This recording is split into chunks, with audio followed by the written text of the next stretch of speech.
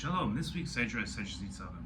Unfortunately, many people regulate religious practice to the realm of faith and belief and not knowledge and truth. Instead of considering their religious positions and axioms to be as real and concrete as the positions they maintain in science, they think of religion as less real and just belief. While they will state with certainty that the force of gravity is real, they'd say their position that there is a God is just their belief. If a person approached an individual who maintains there is a God and told them that there is no such thing as gravity, they'd consider it irrational. If that same person said they didn't think there was a God, they'd accept them and consider them wrong, but not irrational. The position that there is a God is even more consistent with reality than the position that there is a force of gravity. People run into problems when they guide their lives based on values and priorities they've decided make sense, as opposed to managing life based on the axioms and values that God has given to people. While people think they know best and view many of the Torah laws as antiquated or not relevant to them, a strong argument is that God, the creator of all people, knows what is best for the people. There's also a strong argument to be made that God designed the world to run best by following the guide that God gave to the people.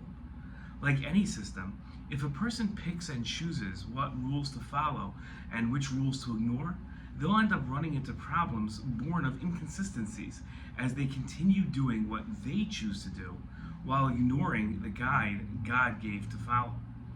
In this week's Torah portion, and in the portions that preceded this one, Moshe warns the Jewish people of the consequences of not following God's guide, the Torah.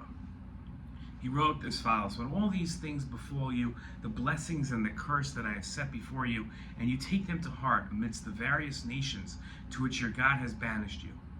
In his commentary to this pasuk, Sforno wrote the following. He said, "You will be able to distinguish the truth between apparently contradictory phenomena.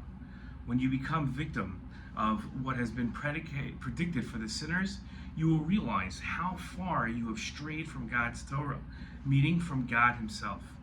The Sforno explained that it is unfortunate, but there are people that only first realize that God is real and not just a personal belief when the consequences of poor choices are felt through circumstances causing pain and suffering instead of meaning and enjoyment in life.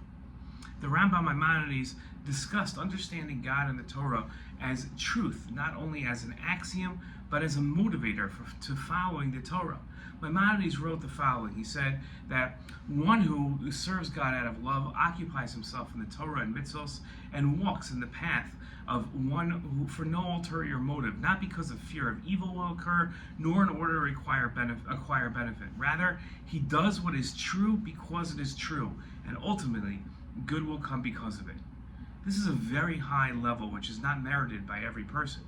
It is the level of our patriarch Abraham, who God described as he who loved me, for his service was motivated only by love.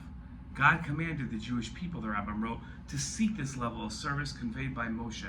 Love God your Lord. When a man will love God in the proper manner, he will immediately perform all the mitzvahs motivated by love. Understanding God as truth is essential for success in this world. Shalom.